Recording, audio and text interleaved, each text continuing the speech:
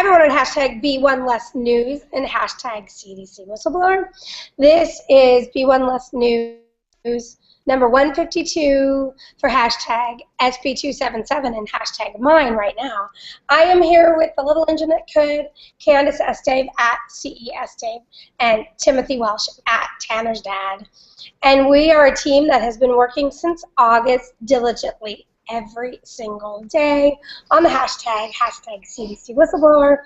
And we finally got to meet each other for the first time at autism1.org, which was the yearly event which brings the biggest, the brightest, the best of the health and health freedom community together. And why don't you guys quickly talk about how much fun that was, because I had a blast. Oh my God, it was so awesome. Let me tell you about one thing. The guy, Dr. Chris Shaw, who is one of the leading experts in the world on aluminum, we were in the bar and we whipped out the tiny URL, Alumitism, on him, and it came right up to his paper, and that was amazing.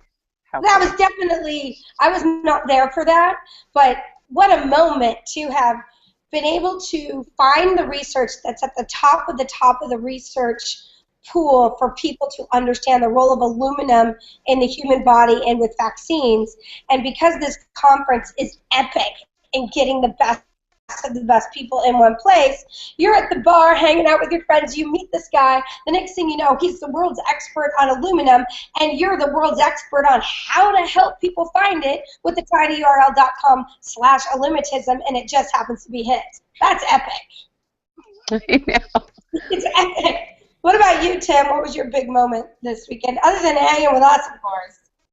Well, the amazing Thrive thread, and then also Candace's activism in the Snap that we'll talk about later. But for me, it's the first time that I've seen a sense of urgency and synergy between the top scientists, the top doctors, the parents, the lawyers, and the people that autism affects everybody on every point of the economic spectrum. And so to see the millionaires and billionaires waking up and saying, hey, it's time we put some money behind this and really come to town with lobbyists, and just fair warning for those folks out there that are pushing a false agenda. We're coming with the truth. Well, and the other thing that I thought, really quickly, let me just introduce it. On the left over here, these two gentlemen are the Autism Action Network. This is Bob Krakow, a hugely effective lawyer in all of this, Candace Estave, Dr. Brian Hooker, who is the reason the hashtag CDC Whistleblower was initiated, the work he did with the CDC Whistleblower, Patty Finn, who is doing some amazing work right now and filing some lawsuits just in the next couple days that you're all going to hear about, and then Timothy Welsh right here. Here's the biggest thing that I took away from Autism One. Number one, the idea of hopelessness was nowhere to be found.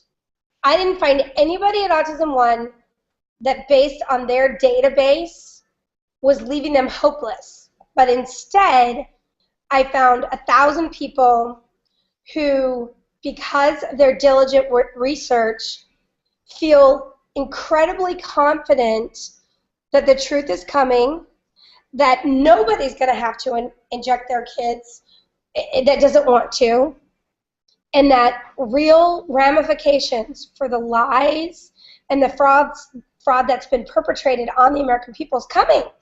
That was a feeling that I got from Autism One, along with the education that these parents of vaccine-injured kids need to heal them and make them do better. Wasn't that the permeating theme that you guys found too? Oh yeah, I learned so much. I did. And those people at home shouldn't feel bad, because at autism1.org you can see all the videos of all the doctors and scientists and advocators. You can go there and see all those videos. Absolutely. So again, what he's saying is at autism1.org, it's up in the top left-hand corner. They've only loaded Thursday so far, but they make it possible on YouTube for you to just do that one little skip this ad after 5 seconds. You can watch anyone and everyone that you think will help you, so you didn't miss anything as far as the education that came with Autism One. But what I'm trying to share with you is what you did miss was this epic sense of we got this. that it's coming. The truth is there. There's no more avoiding it. They've cornered themselves, and it's just a matter of time before this whole thing turns around on a dime. That's the part that if you weren't there, you missed, and we're trying to fill you in on so that you're excited about what's coming next. Now let's go on to one of the best presentations of the entire weekend was our little Candace Estave, who's at CES Dave. Her presentation was called Activism in a Snap. Candace, I haven't told you this yet, but Zen Honeycutt, who has Moms Against Monsanto, I think is what it's called, who I've known for about a year now, who's with the GMO movement, has done a couple of videos for her GMO people because they're trying to bridge the gap between the world of GMO that has not wanted to touch this because it's about vaccines, to bridge the gap so they understand this is not about vaccines. This is about the government overreaching into our lives of what we can do with our families and our children. So in her video where she had just arrived at Autism One and she was marking the book on what she wanted to do, and the second presentation that she said she wanted to make sure she went to was Candace Estave, Activism in a Snap. And I was awesome. Like, yay, Zen Honeycutt, go, go. So the merging of these worlds is definitely happening with the GMO world, what's that education one? Common Core world. All of these worlds of people who are trying to own their body and own the right to determine what goes in their body, whether it's breathing it, eating it, being injected with it, is all coming together behind the scenes. Be ready for this tsunami because it's coming. But it starts with this, summerinsacramento.com. At the Democratic Party, we had 1,000 people show up with about 4-day notice. That was epic. And it proves what's going on out there, which is we have this unbelievably active group of between 20 and 30,000 people who will do anything to make sure the government understands that we own our body. This body is mine, hashtag mine. These children's bodies are mine, hashtag mine.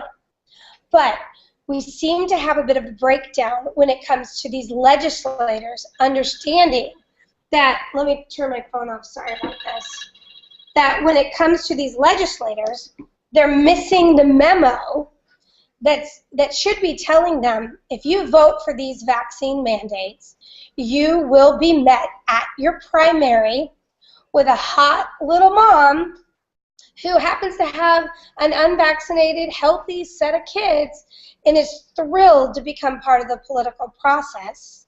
And we have the infrastructure to make sure that that's the last election that you will take for granted with your political party, but rather you will see that this movement has fully taken root, and at the primary level, those who vote for these vaccine mandates, my prediction is, will not be elected into office again. So in the meantime, having SB 277 go away, which is what will happen, we need to show solidarity in Sacramento. If you go to summerinsacramento.com, you're going to see that that's what we're going to do. And this is not just a California movement. Consider this Woodstock. You were getting, imagine if you had gotten a warning living in New Jersey that Woodstock was coming and you could have been there. You could have been there to make history at Woodstock. Well, that's what summer in Sacramento is. When you look at the weather for Sacramento, you're going to see that July and August are a bit gnarly. But June is beautiful. It averages 85 during the day, which is hot, I know, but in the shade you're fine. It's desert, and 56 at night. So what we're asking is that everybody take all of their vacations in Sacramento. There's plenty of ways to do it. If you look down here, there's the tinyurl.com/SacHawthorne, and I'm just going to quickly go to this. Well, I won't. It's a hotel that we found on our 4th trip to Sacramento. Instead of spending $90 with the AAA rate on a room that's 2 queen-size beds and a bathroom, we got a suite that had a couch, 2 queen-size beds, 2 bathrooms, and a kitchen. So you could bring bedding and have 10 kids stay there if you wanted to. It has a pool, and they have a free shuttle back and forth to Sacramento. So what you could do is come with a couple van loads of moms, stay in a couple of these rooms, hang out together at the pool, leave one mom with a bunch of kids, and have the other mom go to the Capitol in their red shirts to begin to demonstrate to those in Sacramento that there's millions of us and very few of them, and we really care, and we're not going anywhere. This is going to build slowly but surely with sponsors and scheduled activities. I am warning you now, if you don't start to plan your trip to Sacramento, you're going to get what's left instead of the cream of the crop places to go, and you're going to miss out. This is going to be a blast in Sacramento. Okay, now let's go to mind.care. The other thing that we have the national level wanting to move on is this concept of mind.care. And what it is just using the hashtag mine and the concept of ask me anything, and it tagging to who owns your body and all the different issues that we're fighting our government on that is utterly and completely ridiculous that we have to fight our government to find out what's in our food. Utter and completely ridiculous to not have them add stuff to our water and our air. And this is the coming together of all those groups, but more importantly, it's opening up a way, as you can see here, hashtag mine, massive invasion of networking educators. Just go to this website and read what's happening. You're going to start seeing more and more people in red shirts that say hashtag mine, and you're going to see that they're simply places ready to educate others. That's all it's going to be. Because you need to remember that those of us who have been doing hashtag CDC whistleblower for I think it's over 9 months now, we understand that when it comes to quote unquote the other side that voraciously wants everybody vaccinated and to take your rights away, there's 1,000 of us for every one of those. Sure, you'll get some crazies, but not that much. Mostly people just need a safe haven where they can ask the questions where they don't feel like they're going to get lambasted. We also have cool2.care. This was a site that was used to highlight who these legislators were.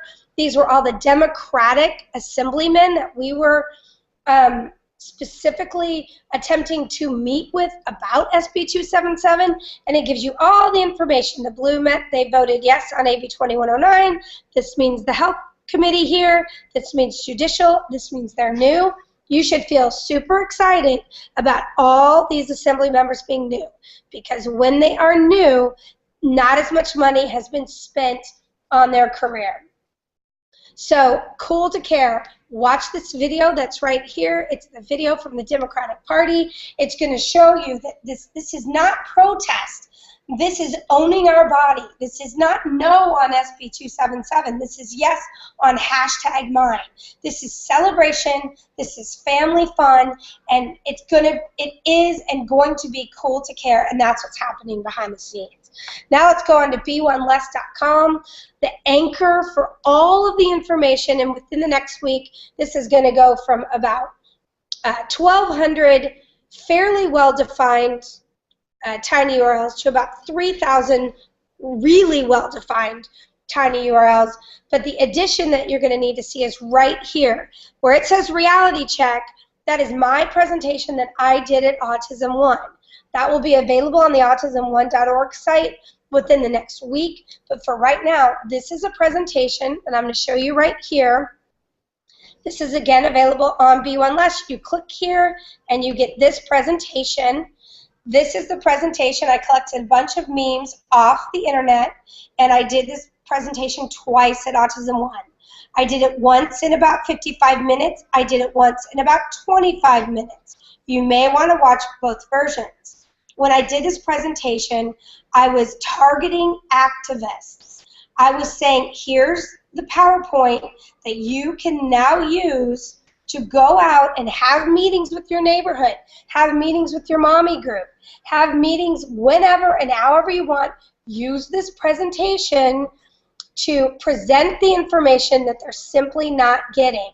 This is an open call, open source presentation for you to use that's on the B1 Less site. where it says reality check. Now let's go on to this. So now we've caught you up on Autism 1. We caught you up on the activities with summerinsacramento.com, mind.care, cool2.care, and b1less.com, and the presentation that is now available to you for you to use to compel people to look for the research that they might be missing. That's all we're trying to do. We never try to convince anyone of anything except to please look at some of the research you might be missing. Now let's go into the news cycle. What do we have going on here, Tim? It seems like, what's going on with Merck?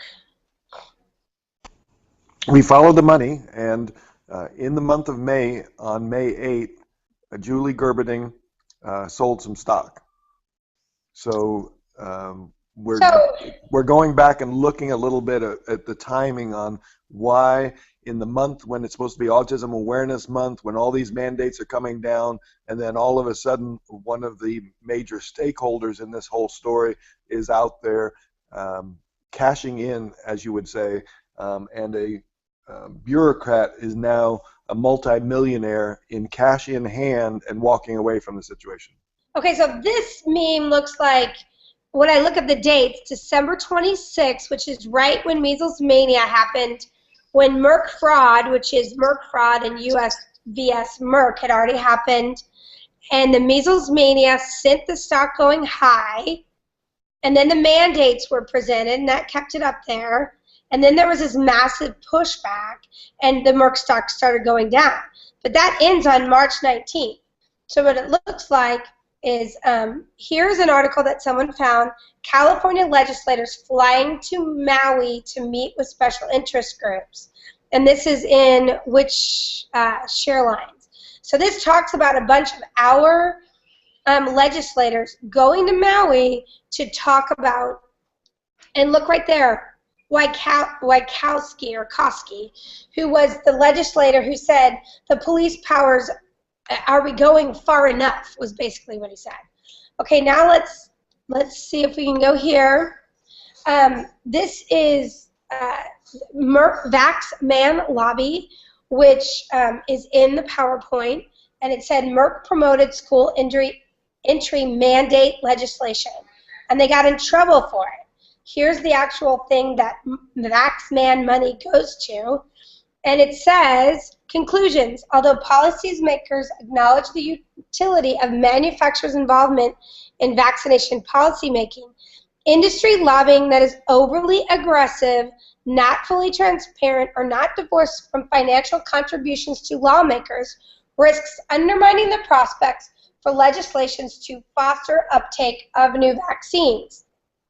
When you go back over this video, I want you to pause on this conclusions, and I want you to think of the hearings that we've had in California and reread these sentences. Involvement in vaccination policymaking, industry lobbying that is overly aggressive, not fully transparent, and not divorced from financial contributions. So just watch the videos of the hearings and read that again. So now we have this one, which is Merck money. A long, long time ago, people talked about how it all just kept circling back around Merck, and that's what seems to be happening now. Let me get on here. So now we're just going to track some of these stock prices. As you see right here, we have March 11th. We're coming up here. We have April 15th, but then something happens right here in April. What happens in here? April 15th. Let's see if we can figure it out. April 15th, California vaccination bill that has generated intense debates pitting personal rights against public health stalled in the state Senate Wednesday. So you can see that the 15th is when that article was listed, and it goes down. So now let's look here to the next one. I have too many, so now the next one looks like right in here something happens. You can't really tell what it is right here. On the 29th, the vaccine bill passes Senate Judiciary Committee. Well, isn't that interesting how the Merck stock is tracking this perfectly? And then what happens right here, that there's this dip right here on May 8th? Julie Gerberding, the former director of the CDC, sells 38,368 shares of Merck stock for $2.3 million. Here's another reporting of this from Age of Autism that has a lot of interesting details about how this all played out. So now we're seeing on Twitter that there's just tons of attention on what is going on with Merck. This one is particularly interesting, where a blogger talked about the fact that she was invited to go on a TV show, and then she saw in the contract that she was not allowed to talk about the pharmaceutical industry. So let me see if I can find the actual words before I misspeak. So she declined the interview because she felt like that was the most important thing to talk about. Then let's go here. And then tell us about this one, Tim. What's going on here? I was just able to scan the document. It's Wellbeing Journal does very good work as far as doing investigative reporting that supports our position and the health of the community. But it actually points out where Merck was building up these fake online communities. So again, we're just a warning out there to maybe do a little bit more research into some of the people and partnerships that you have out there. Make sure that they're actually showing their face and that you can actually contact them as a person. You don't get much more real than Candace and I as faces out there. Yeah, so let's look at this. It's the Wellbeing Journal, and the title's Profits, Not Science, Motivate Vaccine Mandates, which of course is what we believe to be true. But when you look here, Traveling Circus, let's just read it. As a front for Merck's campaign and I'm reading, as a front for Merck's campaign to enact a chickenpox vaccine mandate, the company established and bankrolled the Illinois Children's Health Coalition. Upon investigation, this group was found to be no more than a public relations gimmick. Merck's similar campaign moved to Ohio with the introduction of Senate Bill SB 254. So, what's it say? At the request of Merck's lobbyists, had sponsored a bill in the previous year to mandate hepatitis B vaccine for Ohio kindergartners. From our research, Merck is a little murky on their participation in all of this. There are lots and lots of articles written about this. This one's in businessfinancialpost.com. It's entitled, Lawrence Solomon, The Untold What Just Happened. It's telling me I can't go here. I hate it when they do that. It's like, this is in a financial article, and it's saying, the untold story of measles. He's trying to explain that measles and the reduction in measles is not what it appears to be. So there you go. We, of course, would never give financial advice to anybody, but I do have a theory that I think what's going on is there's a lot of smoke and mirrors out there, and if I were attempting to determine what to do with a stock that I owned, and I was told that one of the top people in charge of one of the biggest products of a specific company had dumped half their stock, I would be deeply concerned. Let's just put it that way. So anything else, ladies and gentlemen of the Let's Save Kids Army? Nothing? Not today. And you can't forget this one, U.S. versus Merck. That's where they're on trial for. But the challenge with all these pharmaceutical companies is they make so much money that even when the government finds them guilty of fraud, they slap them on the hand with a fine that's 1/10 of 1% of what they make that year. So Tim, if you have nothing else, we will see you on #CDC Whistleblower. We will see you in, let me find it, Sacramento. this is going to start filling up with tons of sponsors and tons of activities, and we will see you in Sacramento. And at hashtag CDC Whistleblower, hashtag SB277, hashtag mine. Thanks.